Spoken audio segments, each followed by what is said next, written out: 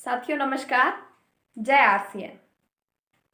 साथियों मैं सुप्रिया गिरधर स्वागत करती हूँ आप सभी का आपके अपने YouTube चैनल पर।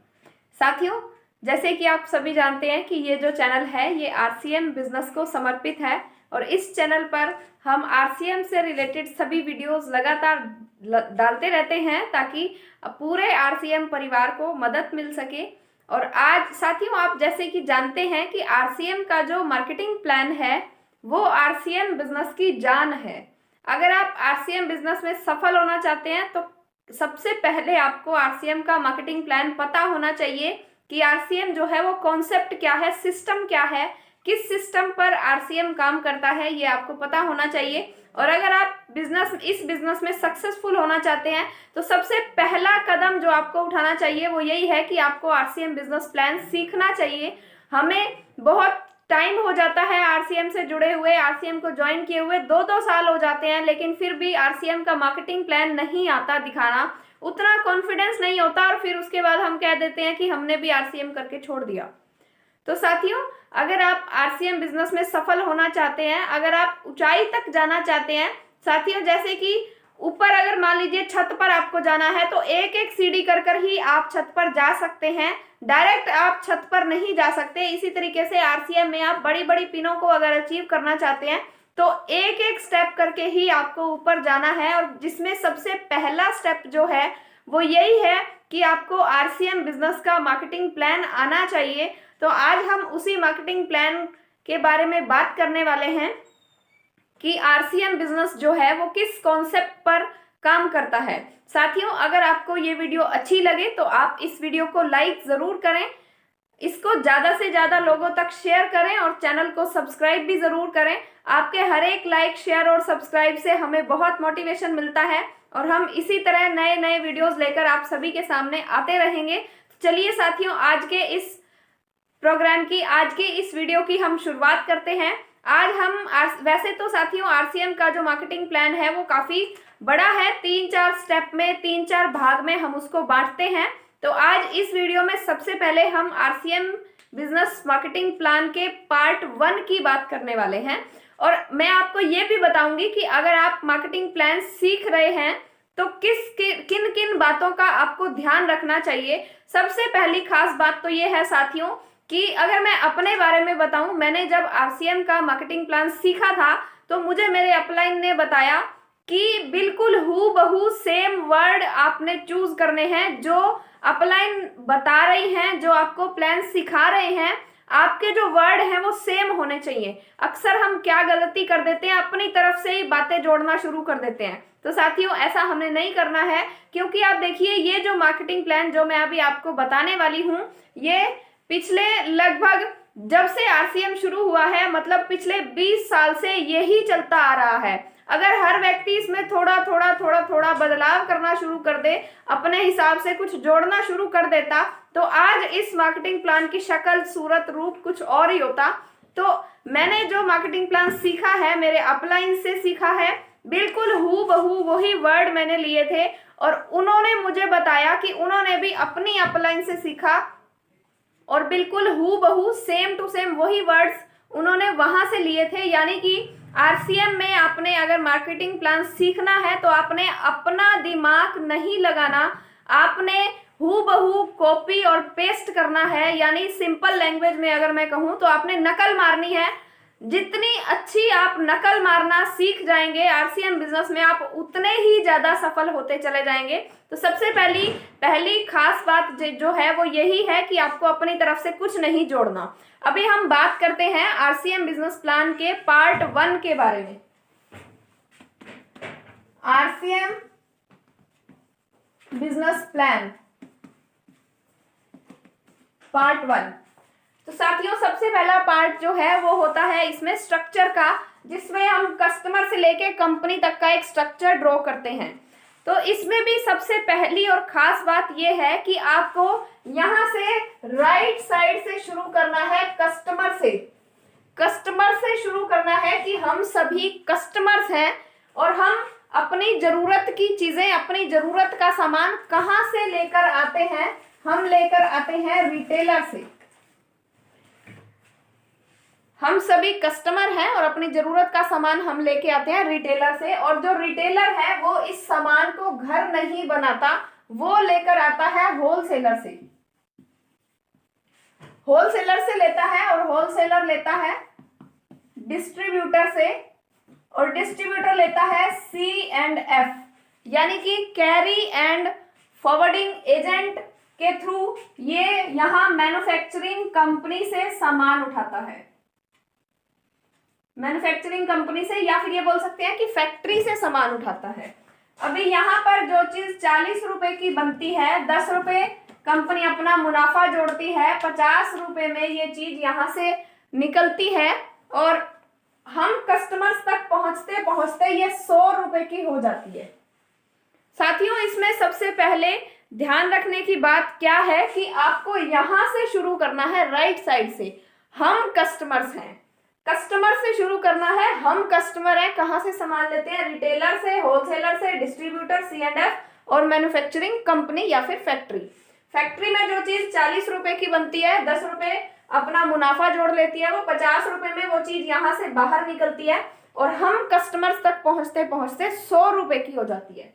बीच का जो 50% पैसा है वो इन बिचौलियों में बट जाता है। यहाँ पर कंपनी एक बहुत बड़ा खर्च करती है, एडवर्टीजमेंट यानी कि मशहूरी करती है, ताकि हमें और आपको पता लगे कि मार्केट में कोई नया प्रोडक्ट लॉन्च हुआ है। एडवर्टीजमेंट करती है यानी कि मशहूरी करती है।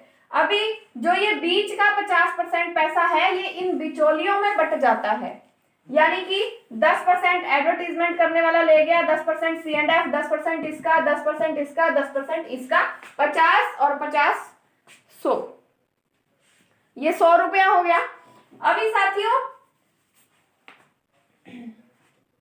आज से लगभग 60-70 साल पहले अमेरिका के लोगों ने इस चीज को समझा और उन्होंने बताया कि ये जो बीच के लोग हैं, ये जो बिचौलिए हैं, क्या ये क्वालिटी में कोई सुधार करते हैं?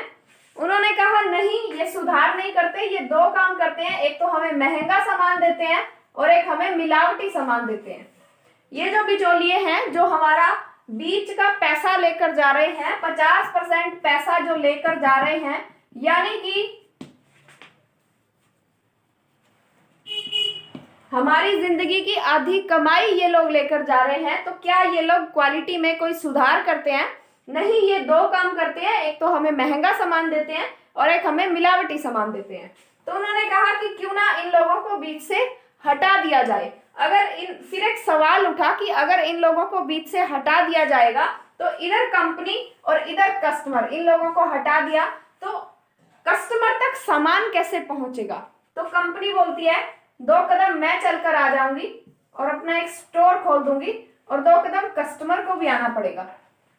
और उन्होंने इसको नाम दिया PUC यानी कि पिकअप सेंटर। ये जो स्टोर बनाया गया है, पिकअप सेंटर। फिर एक सवाल उठा कि ये जो 50% पैसा था बीच का, जो ये बीच के लोग ले जाते थे, इस पैसे का क्या होगा? तो कंपनी बोलती है यहां से यहां तक का 5% मेरा ट्रांसपोर्ट का खर्चा बढ़ जाएगा, बाकी जो 45% पैसा है कंपनी बोलती है वो मेरे किसी काम का नहीं है, वो हम कस्टमर्स की खून पसीने की कमाई है। एक सिस्टम के द्वारा ये 45% पैसा कंपनी हमें ही वापस बांट देती है।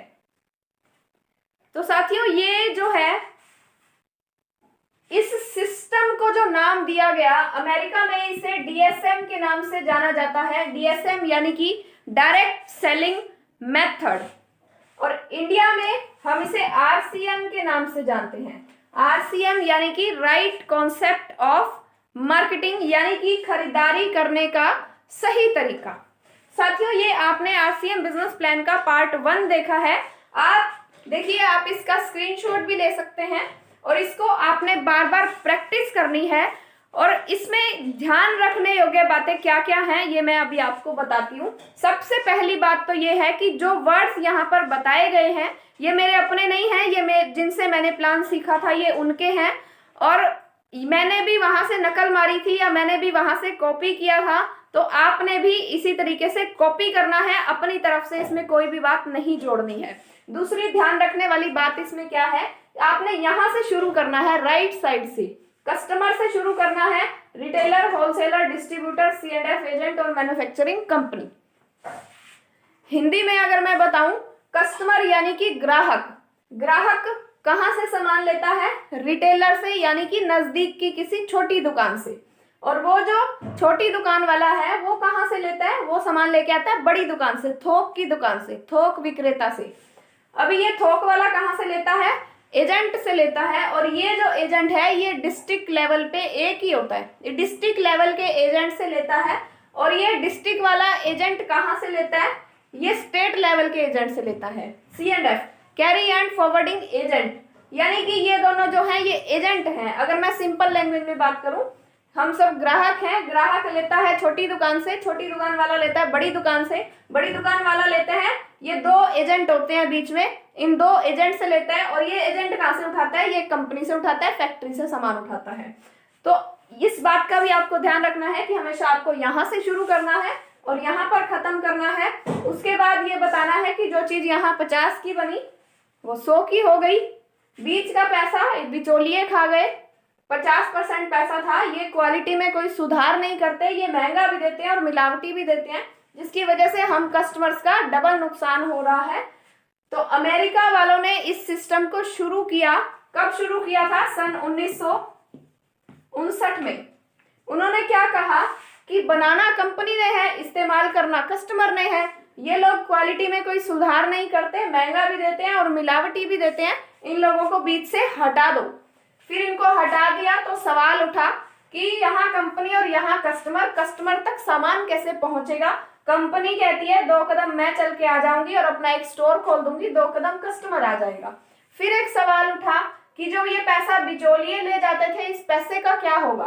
कंपनी कहती है यहाँ से यहाँ तक का 5% मेरा ट्रांसपोर्ट का खर्चा बढ़ जाएगा, यानी कि यहाँ से यहाँ तक का जो सामान आ रहा है उसका खर्च होगा, ये ट्रांसपोर्ट का खर्च होगा। बाकी जो 45% पैसा है वो कंपनी कहती है मेरे किसी काम का नहीं है, वो हम कस्टमर्स की खून पसीने की कमाई है, और एक सिस्टम के द्वारा ये पैसा कस्टमर को ही वापस मिल जाता है, और इसको नाम दिया गया DSM, डायरेक्ट सेलिंग मेथड, और इंडिया में इसको हम RCM के नाम से जानते हैं। और ये जो दुकान बनाई गई है इसको हम पिकअप सेंटर बोलते हैं। तो साथियों, इस तरीके से आप RCM बिजनेस प्लान का ये पार्ट 1 सीख सकते हैं, और अगर आपने इसके बाद और आपको वीडियोस मिलते रहेंगे, पार्ट 2 में किन किन बातों का ध्यान रखना है, पार्ट 3 में किन किन बातों का ध्यान रखना है, पार्ट 4 में किन किन बातों का ध्यान रखना है, वो सभी वीडियोस आपको मिलते रहेंगे। लेकिन अगर आपने पार्ट 1 पूरी अच्छी तरीके से सीख लिया है तो ही आप पार्ट 2 को सीखिए, वरना अगर आपने पार्ट 1 को अच्छे से नहीं सीखा है,